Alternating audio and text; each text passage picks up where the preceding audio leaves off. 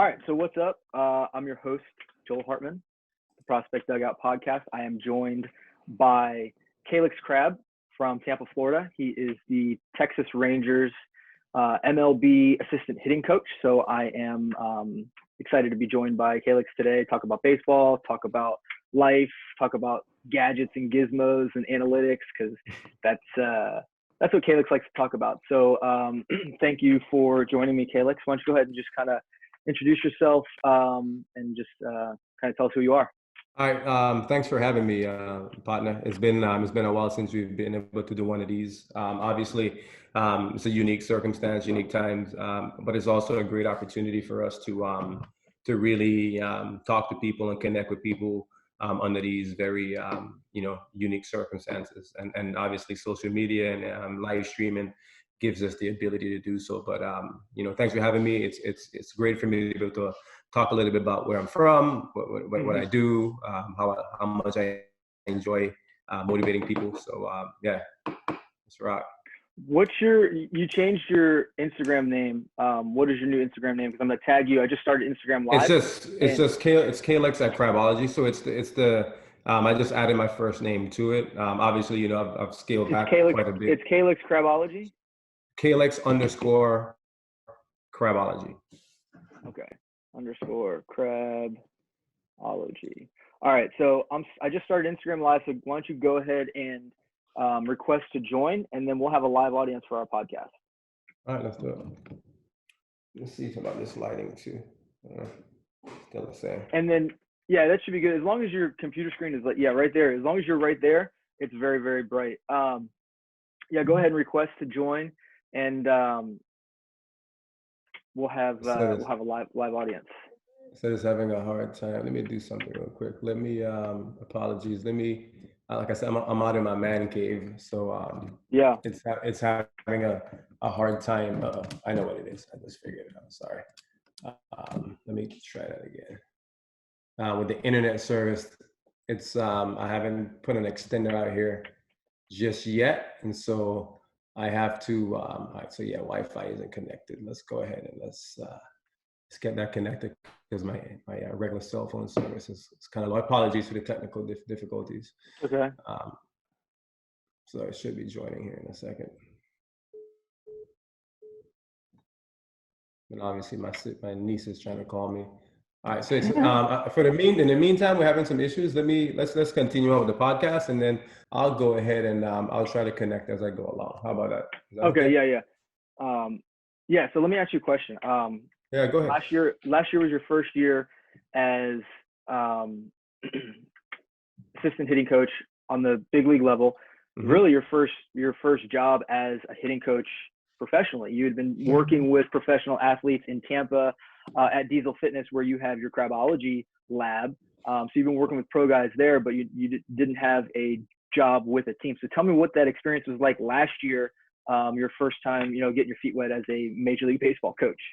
Obviously, it was a great opportunity. From the beginning of being asked to interview for the position, and then actually getting the actual position, it was quite enjoyable.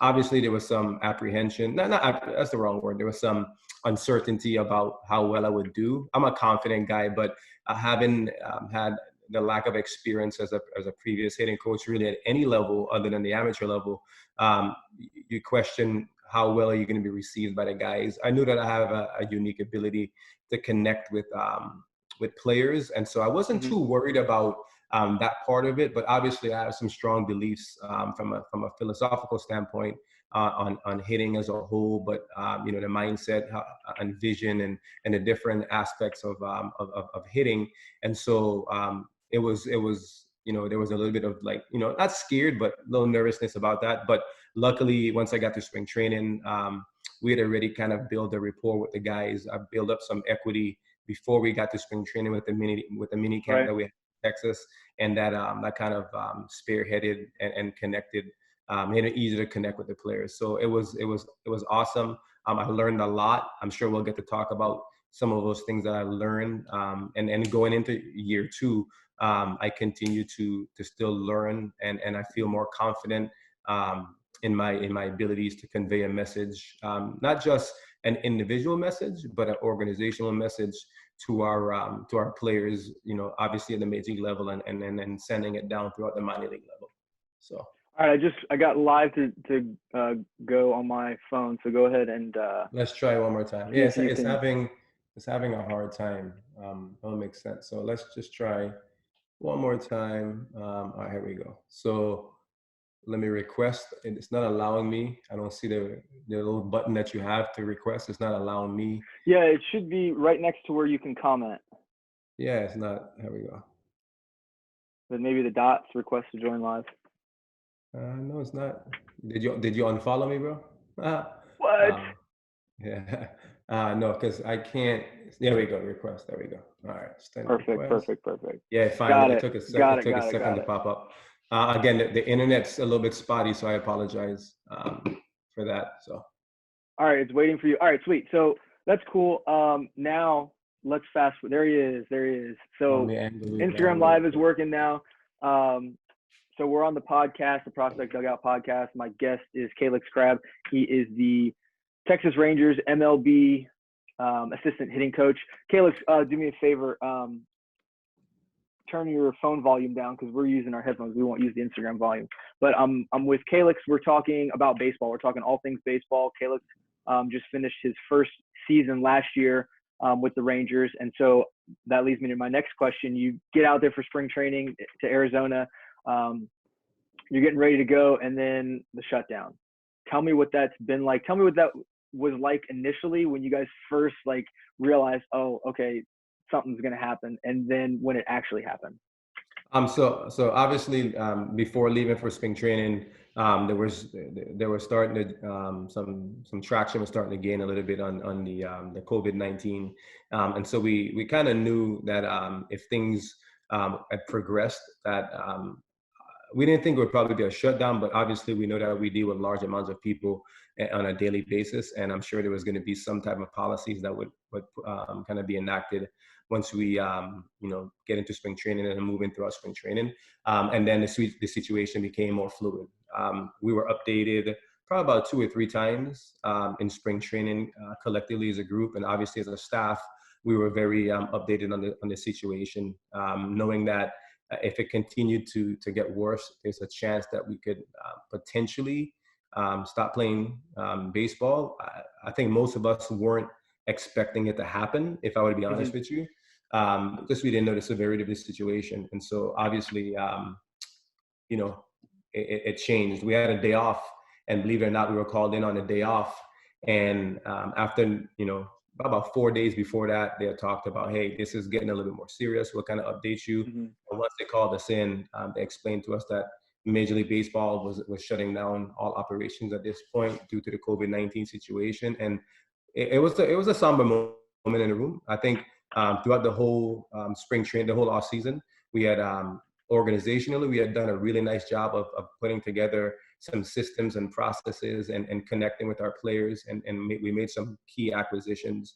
Corey Kluber was someone that we acquired, obviously, in a trade with the Indians. We added Kyle Gibson. And so we believed collectively that we had a very strong starting rotation, and it started to shift that our starting rotation would actually be our strongest point for our team. And so at the end of the day, once we started to shut things down, we were starting to gain some traction offensively as well. Todd Frazier came on board.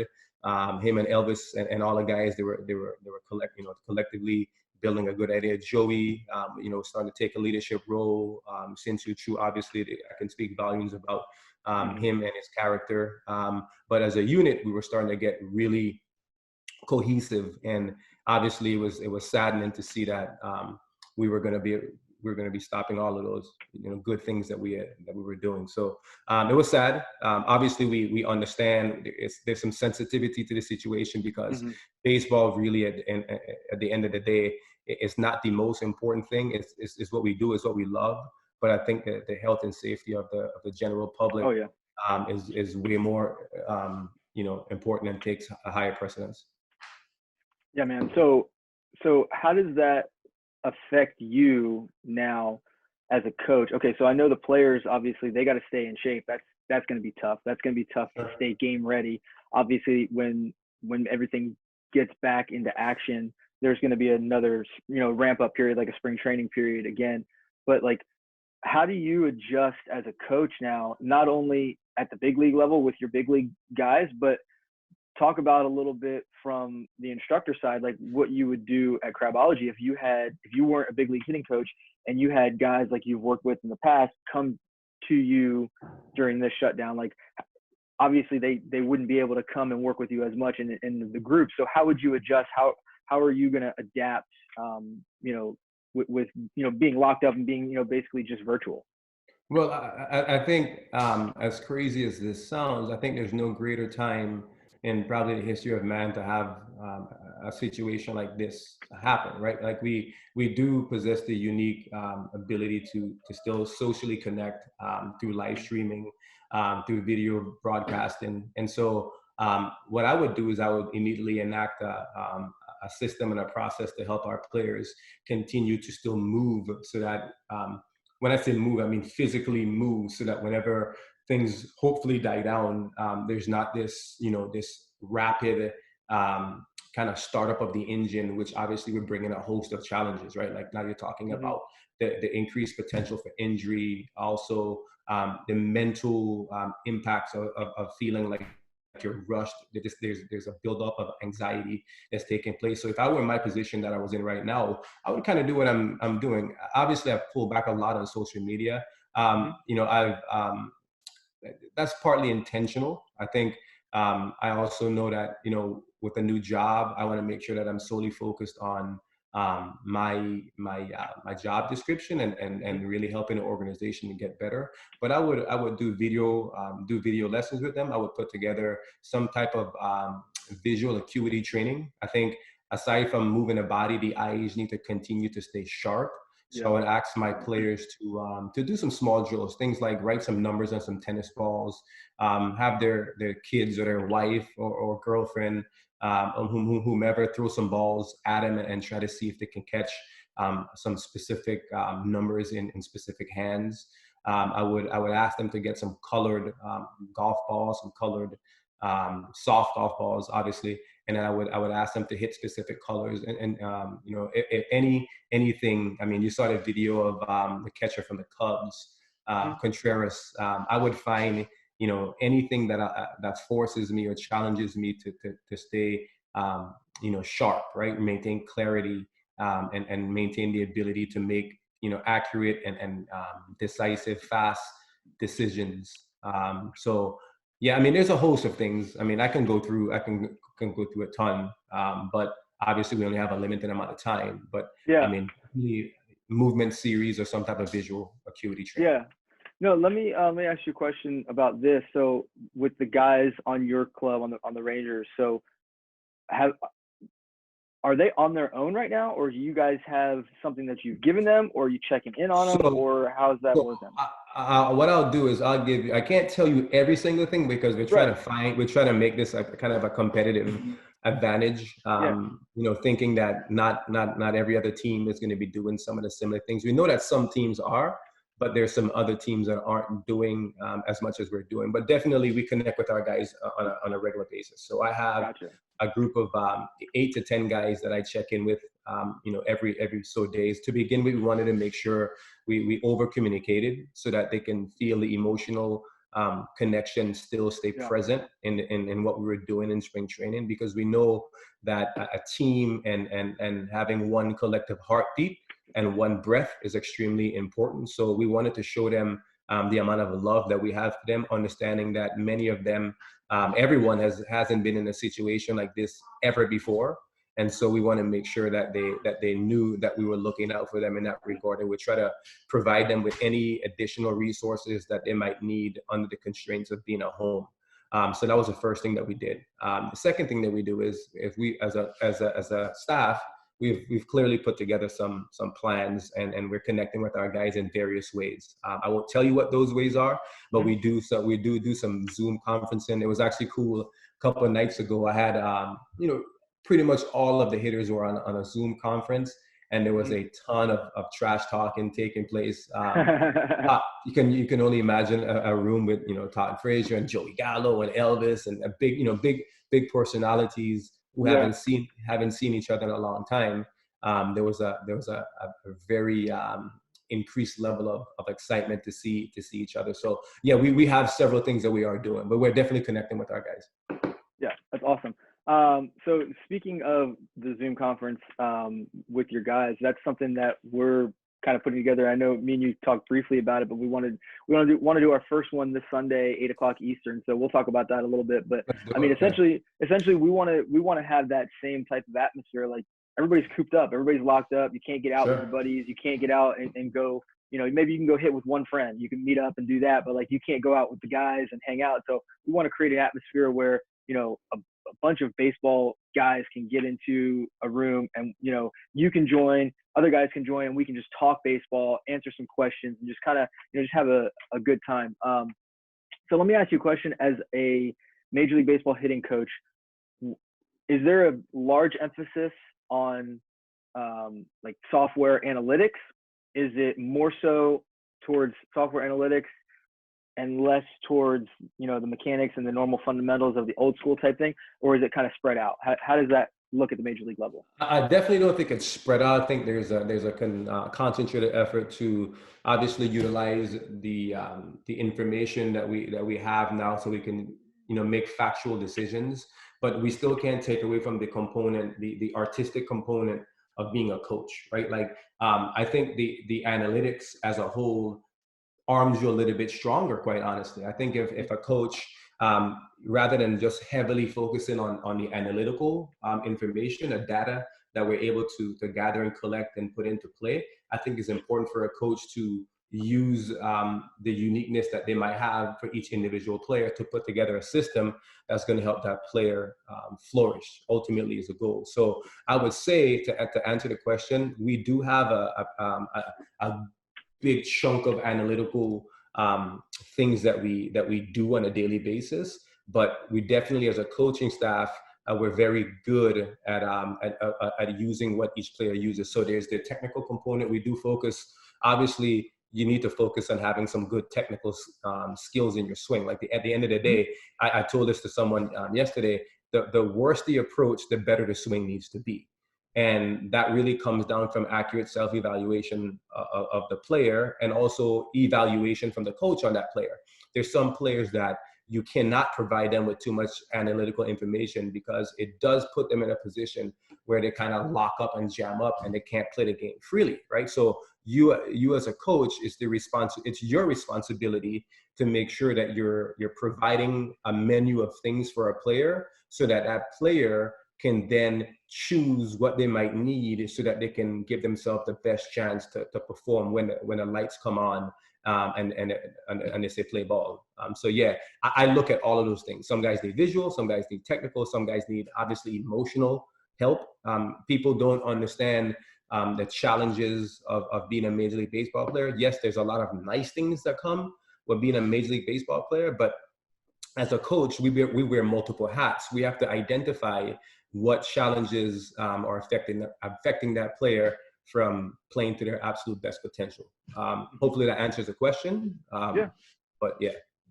No, it does. So you mentioned a little bit about like mental awareness, and just kind of like, if you have not so good of an approach, you got to be that much more refined on your mechanics. So you kind of hinted with talking about that, thinking of it in realizing, like having that self-realization or that self-understanding of, you know, what I do need to work on. So maybe if you can kind of just expand on, you know, that aspect of looking at yourself from the outside in and saying, okay, this is my weakness, this is my strength, this is something I need to work on, or, you know, just kind of being true to yourself.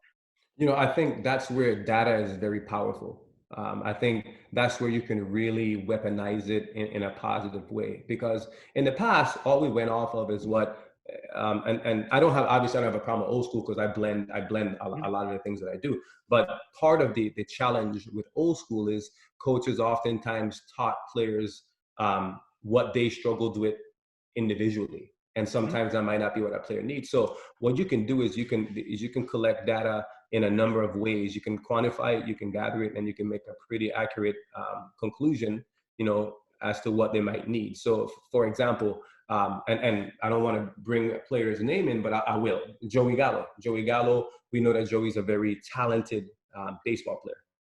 He's funny, he's smart, very explosive as an athlete. And everyone said, well, he strikes out a lot. Well, there's always a trade-off between someone who has massive upside offensively. Power is his upside, his ability to hit the ball. And just so people know, Joey Gallo doesn't always try to hit pumps all day long. He's not trying to just hit balls over the fence, right? Like he knows that he needs to be a total hitter if he's ever going to maximize his best potential. But we recognize that Joey Gallo, over time, if he would make better decisions within the strike zone, Joey Gallo alone would gain X amount of points on his OPS, X amount of points, more importantly, on his balls in play, right? And so there was a heavy emphasis through analytical analysis that, hey, Joey, if we can get you better at making decisions in these particular counts, let's say it's a 2-1 count.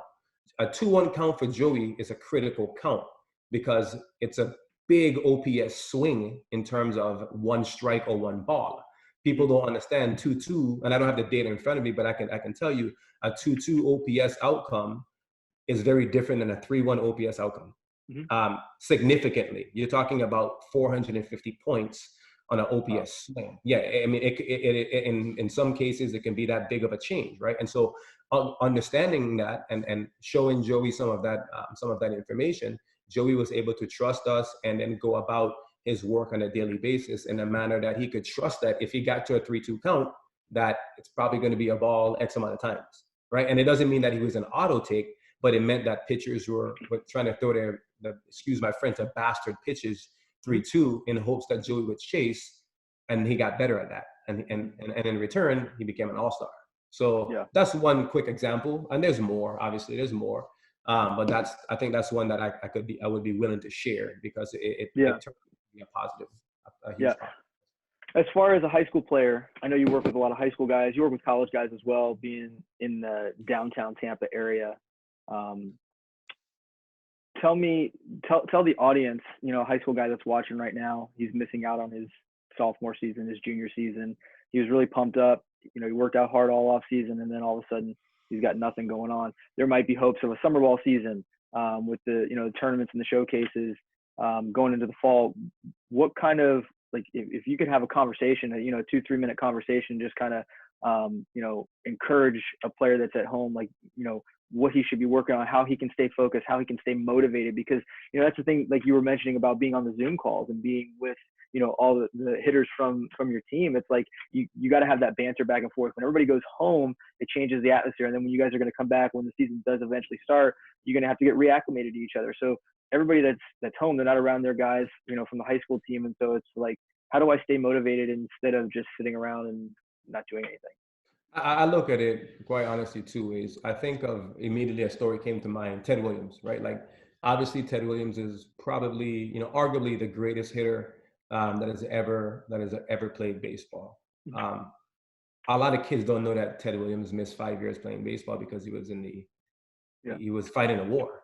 And so if Ted Williams can go and fight the war, and I don't mean to put anyone in a situation, but Ted Williams came back a stronger man, right? Like, and you talk about, this is a pandemic, a war and a pandemic. Yes, they're extremely scary, but a war, you can literally every time you're out there, you can lose your life, right? Like, and Ted Williams was able to go out there, support his country and still manage to put together an unbelievably good career. And I would say to you that everything is an opportunity.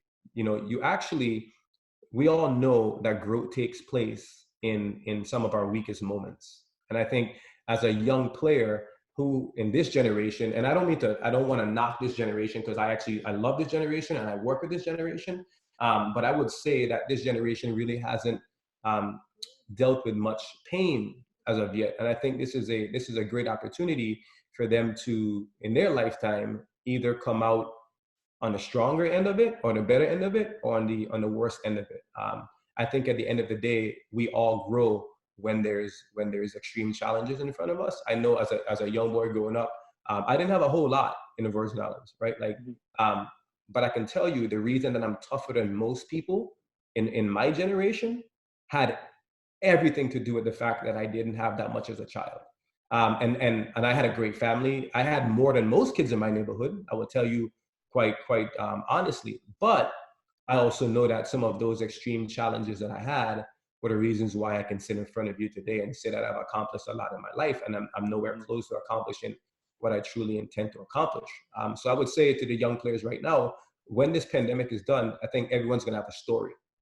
Everyone's going to be able to say that this pandemic created X or Y, right? Like I know for me, I'm starting to work on some of my own philosophies because I do believe that one day I'm going to be a head hitting coach in the major leagues. So I can use this time to start to think of some of my personal beliefs beyond, obviously everything that we do as an organization is something that I believe in, but I have to be able to expand on it if I want to lead up an entire organization one day. So when my book of my story is done, it will say Callix Crabbe used this pandemic to write his philosophies and his protocols for being a hitting coach of the whatever team it might be. Right, right. So you talk about you don't want you mentioned you don't want to knock this generation of hitter or baseball player. Let's talk about that for a second, because you mentioned everyone's going to come out of this with a story, right? What if they put in the work? That's the story that they're going to have. If they don't put in the work, that's the story of regret that they're going to have.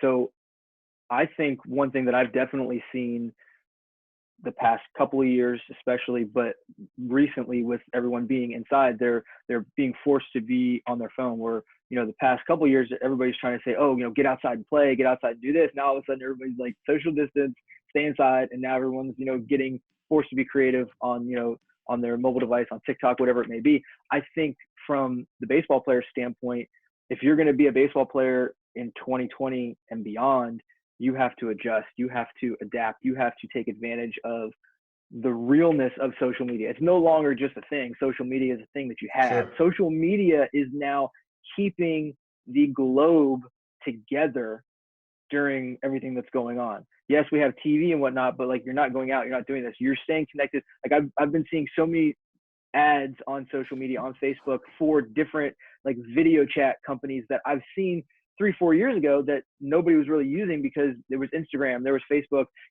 whatever. But now it's like people are trying to figure out, how do I stay connected? How can I do this game, this thing, and then post it here or whatever? So I think from the baseball player standpoint, you're right. They're going to come out of this with a story. Let's start telling that story. Let's start using social media.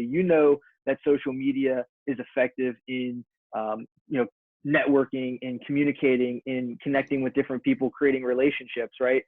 Sure. It's also, you can also see that social media has helped people come from nothing to something. People are making money. People are becoming public figures. People are becoming celebrities just because they have a social media account. So I think I've been taking social media seriously for the past 5 years in terms of business, in terms of growth. I think some people are really going to start taking social media seriously now, and I encourage baseball players to take it seriously and utilize. Where are you getting exposure right now?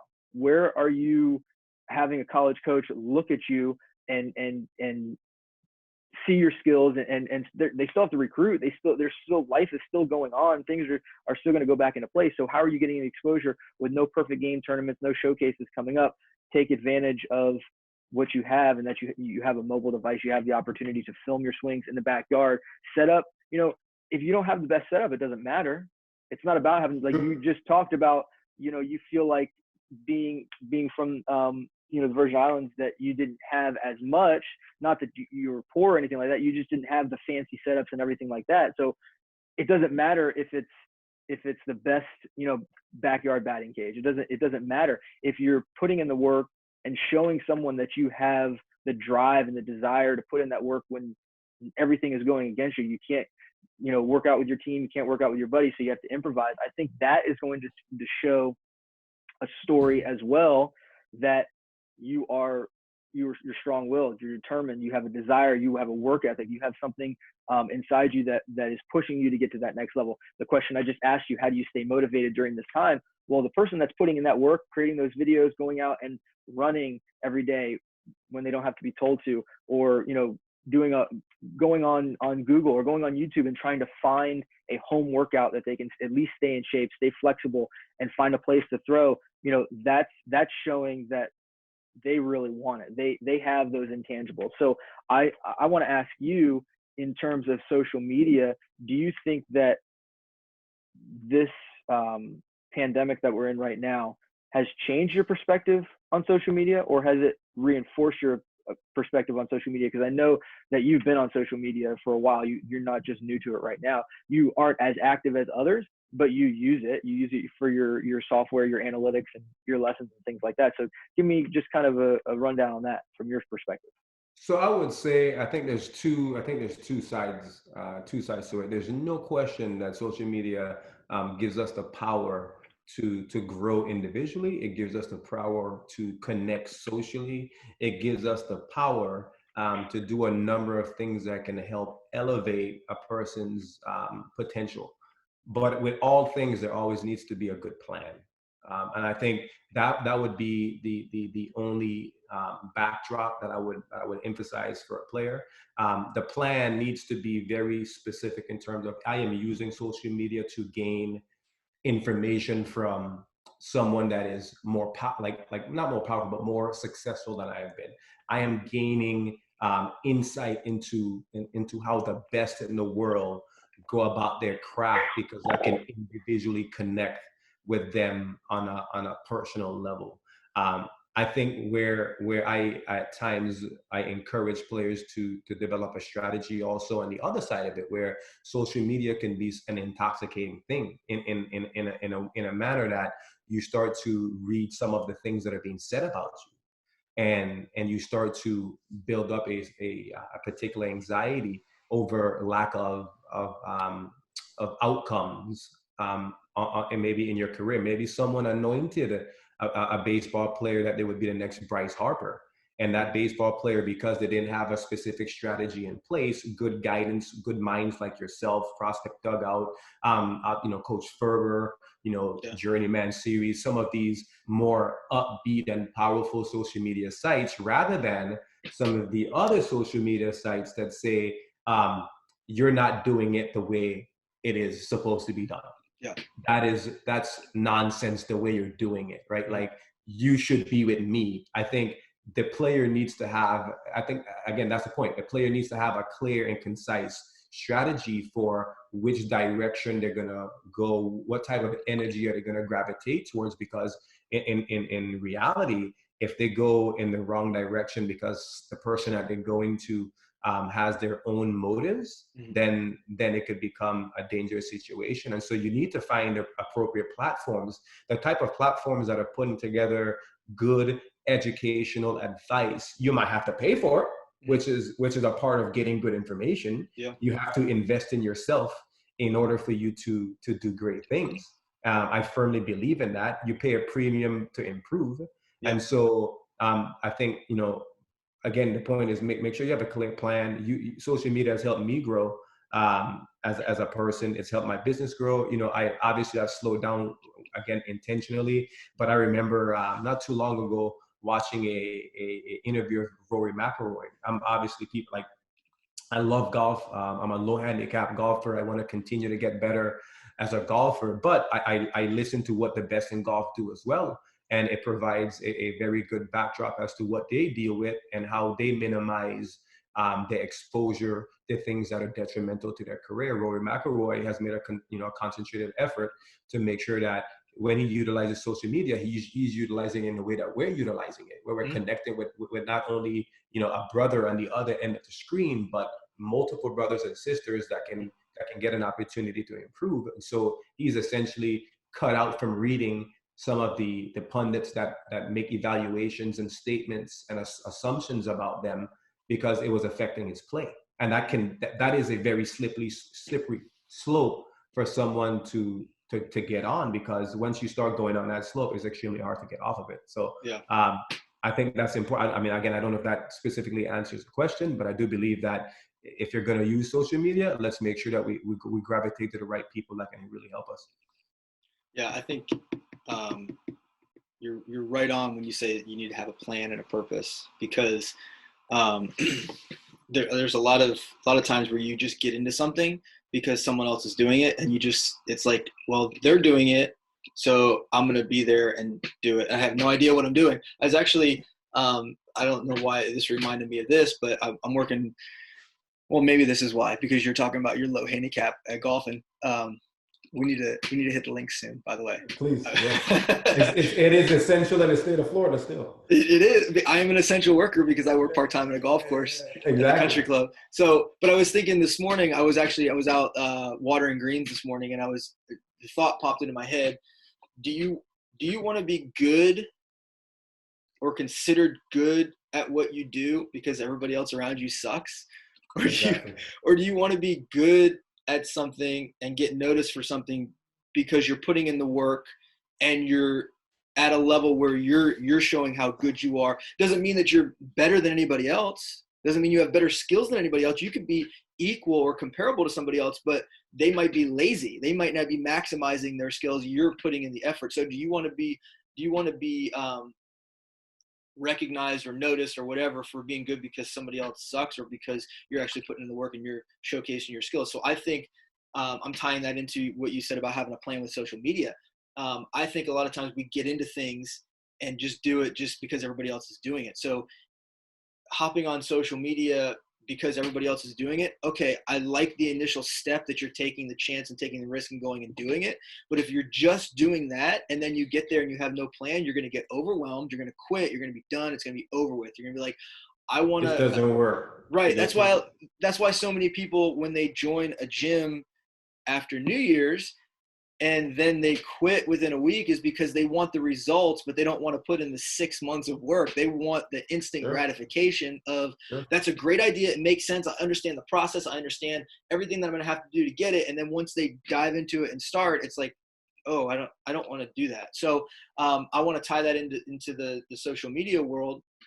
That's what Craig and I saw back in 2015 was there's players that are going out to these showcases. There's players that are going out to these events to get noticed. That's the only reason why they're doing it. They're not spending hundreds, thousands of dollars to go have fun. They can do that in local Little League. Everyone is out there trying to get noticed, trying to get seen. So we said, what do they do when they go home? How do they get noticed? So we came up with the idea of the digital exposure, but then you kind of just, a light bulb went off in my head when you said this about having a plan, getting on social media. That's exactly what we've created, is a template for a plan to put out the stuff that you need to put out to get the exposure. So a profile with the certain details, with the different information that college coaches want, that professional scouts want, a different tab for your stats so you can keep those up to date, your schedule so someone can see when you're playing, they can see your highlights and your videos. You can then take that, and what we've been talking about in the podcast is that connection, that not just me, hopping on here and talking to you. It's actually, we're doing it for a purpose. We're talking about baseball. We're coming up with ideas right now in the business world and on the baseball world, just having this conversation. Then everyone that's watching this is getting value because they're getting their mind opened up to something else. So, you think about a plan. Okay, we saw this in 2015. We created this Prospect Dugout app, this platform. We're building this business. We're growing. Now we're at a point where it's like, people are actually like realizing, I can't go outside and play. I can't go outside and do something. I have to switch to online. So we feel like kind of we're ahead of the game when it comes to that idea, but that's why we're on this video podcast. That's why I've got up here, we're doing the virtual mastermind on Sunday, where we're just going to hang out. We're going to talk baseball. We're going to provide value to, high school players, youth players, parents, coaches, high school coaches, whatever, that are just, bored out of their mind. We're going to provide that value there, but then also working on instructional videos, how to stay in shape, what, elite hitters possess in their swing, what what 3 things a college coach is going to look for. So we're working on putting some of this content out there to give you a plan to say, okay, you want to get better at social media. Well, I've got an ebook that talks about how to get exposure using social media. I'm going to create an online course for it. So that way someone that wants to take their facility and get virtual lessons, now that they can't bring groups or teams into their place and they want to keep making money, they can, learn how to do that. So I think you're 100% right in your answer that yes, it's good to be on social media, but it's not good if you don't have a plan, because it's not going to accomplish anything. So 100%.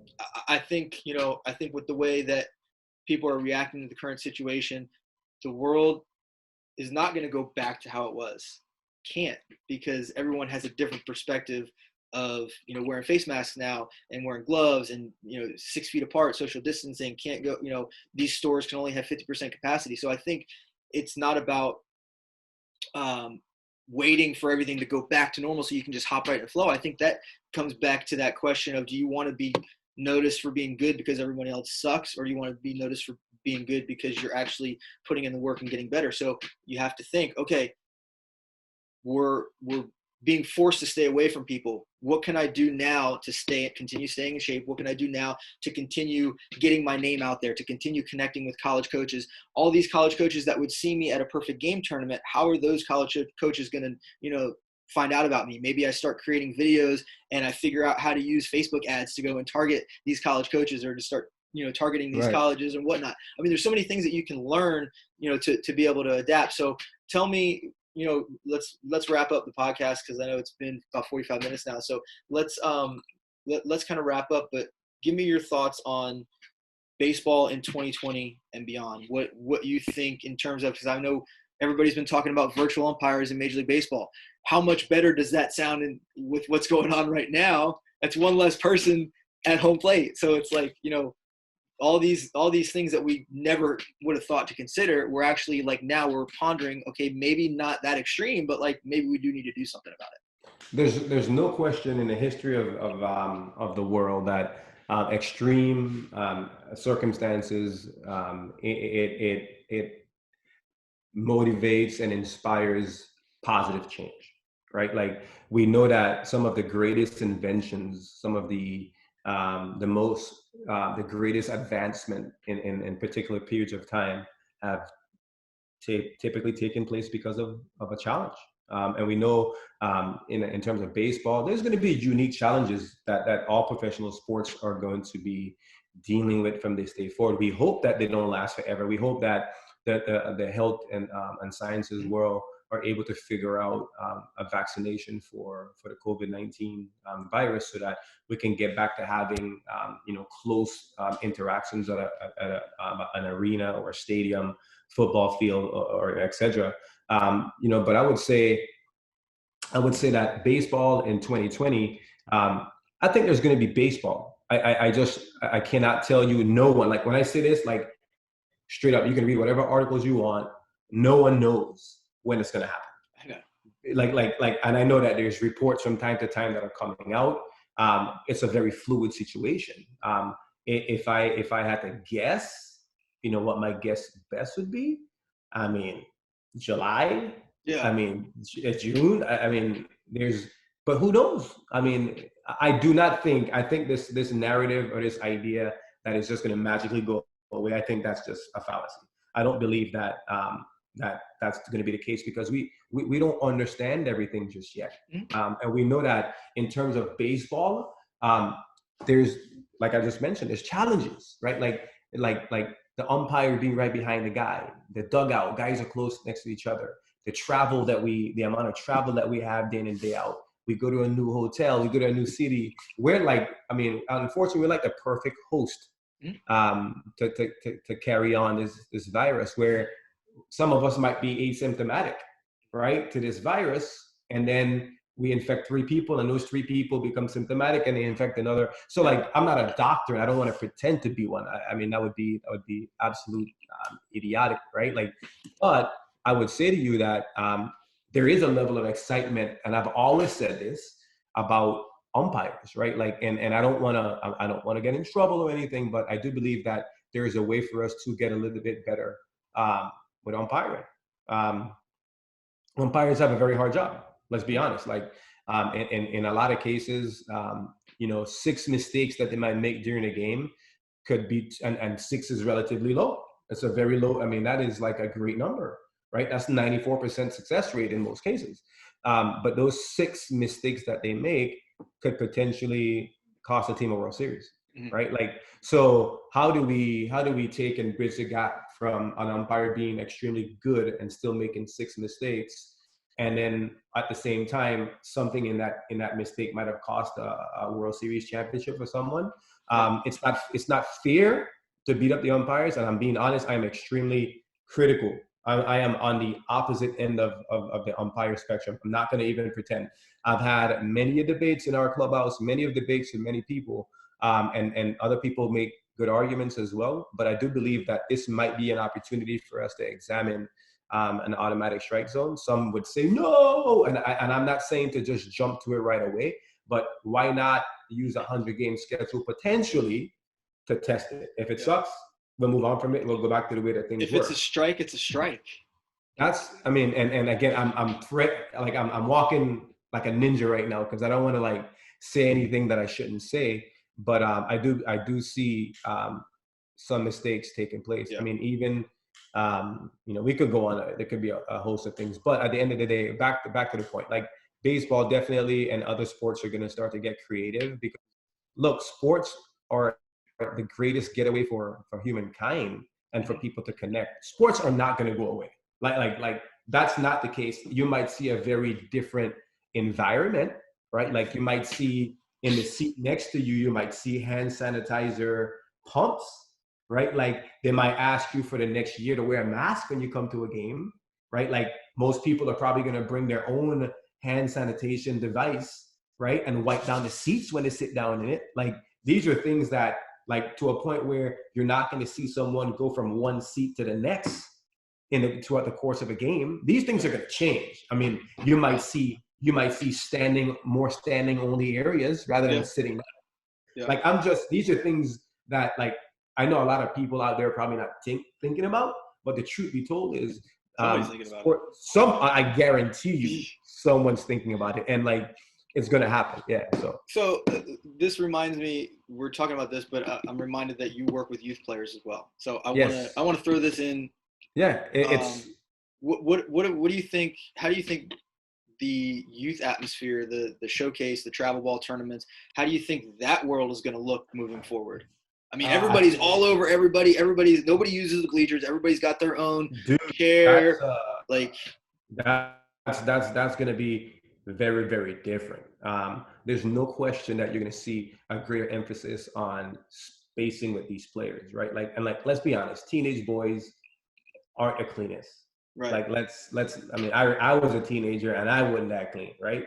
I probably went 2 days without showering sometimes, right? Like, and that the reality is that those things happen when you're teenagers. So there's no question there's going to be an emphasis on making sure that cleanliness is going to be there. There might be educational classes before you actually start the showcase. Talking about, making sure you have your own water.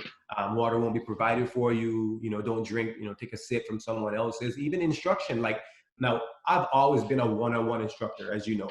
I've done some camps, but I've always enjoyed I've always kind of enjoyed the emotional opportunity that you get to have with a young person and connect with them, and give them the time of day that you're hyper focused on them individually, which really gets to go a long place. But in some of these gyms, you're going to see a very different interaction now. There might not be as many group sessions, or in smaller group sessions, there'll probably be 6 instead of trying to like pack your cage or your gym with like as many people as you can to make as much money as you can. Now there might be an auto correction in that industry and make it less about making X amount of dollars in an hour. And look, I mean, capitalism is, you got to make money. Like let's not be real. We do live in probably the greatest country and era of all time. Yeah. So we can't discount how great we have it, but there's no doubt there's going to be some challenges presented. Before I close, I want to do a shout out real quick to Baseballism. Just looking at myself in the reflection, I'm seeing the shirt. They just did, so Travis just posted the world's longest relay. So it was 7 continents, 17 countries, and then all 50 states were represented in this IGTV video. I think it was like 20 minutes. I don't know, maybe not that long, but it was just a relay going across all these different places. It was pretty sweet. So I just want to give them a little shout out there. And then before I close, can you give our audience one drill to work on this week at home? So like right now, just a hitter. They don't have equipment. They don't have anything. What they can find in their house, something that they can do to stay in shape. You talked about it's important for your eyes to stay active, vision, mental side. We talked about that, but then we also talked about mechanics. So give me one drill that I'll give them 2 things. So I'll give them a physical thing, and then I'll go ahead and I'll give them a visual thing. So visually, let's start off. I want everyone to go on Amazon or find somewhere you can go. Get a pack of tennis balls. Get 6 tennis balls. Get some permanent markers on those tennis balls. Put different colors. So you'll put a red, you'll put a blue, you'll put a yellow, you'll put whatever colors you have available to you.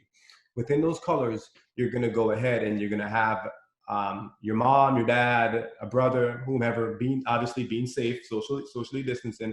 You're gonna find a wall. You're gonna take that tennis ball and they're gonna throw it from behind you. So you don't know what color tennis ball they're throwing. You're going to be in a hitting stance. The ball's going to bounce off the wall. You're going to make a decision with a specific hand to try to catch it. Or you can do it this way.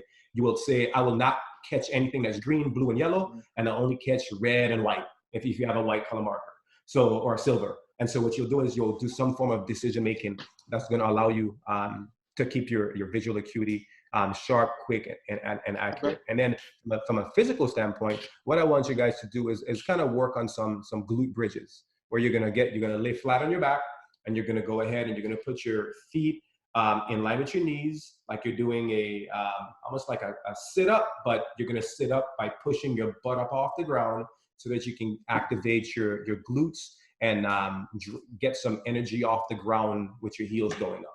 If that makes sense. So a glute bridge is a great way for you guys to not let the glutes get deactivated, and that when you do start back up with baseball, you're probably gonna injure the lower back, because we know that the glutes are extremely important. And then even let's add one more. Let's do some ankle mobility. All right. So what we'll do is we'll go ahead. We'll have the I'll show my feet. We'll have the hitter. Excuse me, I got my rap soda in the background. Apologize. So what you'll do, if you can see, you'll have the hitter work on. Oh, where's my feet? Can't find it. You'll have the hitter work on creating a little bit of movement. You're gonna go in inversion, and you're just kind of working in all 4 planes of motion, where you're just gonna keep those ankles. I don't want to get too technical or medical with you, so just move them into 4 planes that you can move them. Right? For those that were not on the Instagram live, so he was going like this with his foot. He was just raising his ankle up like this. Yeah. That's so all. You came out of that's okay. No. Came out of left field with that. I was not expecting those 2 drills. So anyway, I apologize. That's okay. So, Callix, dude, it's been awesome. Thank you for hopping on here. You told me the other day, you're like, man, I'm trying to book up as many podcasts as I can. I'm trying to book up as many interviews.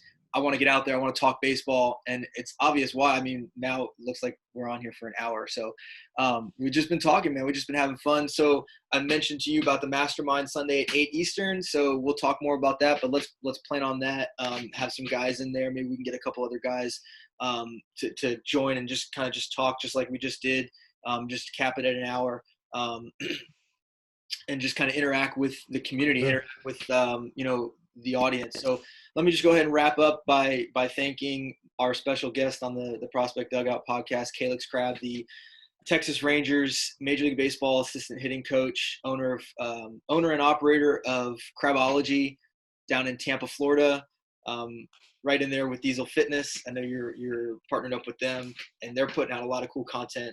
I've seen a lot of big league guys that are down there training, working out. So I know that, they're having an impact as well. So thank you so much again. For everybody that is listening, follow us on Instagram, TikTok, YouTube, Facebook, Twitter.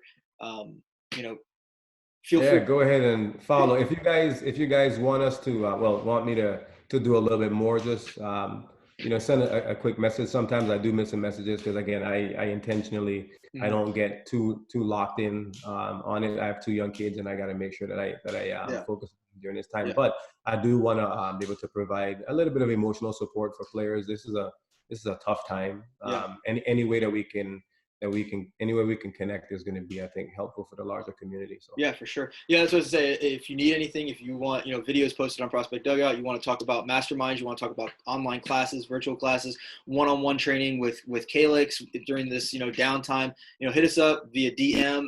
On this video recording, we're going to have our Instagram's handles on the screen, so you'll be able to contact us that way. But yeah, just, we hope that you enjoyed, this talk as much as I did, as much as Callix did. So thank you again, Callix, and thank you for listening to the Prospect Dugout podcast. appreciate it.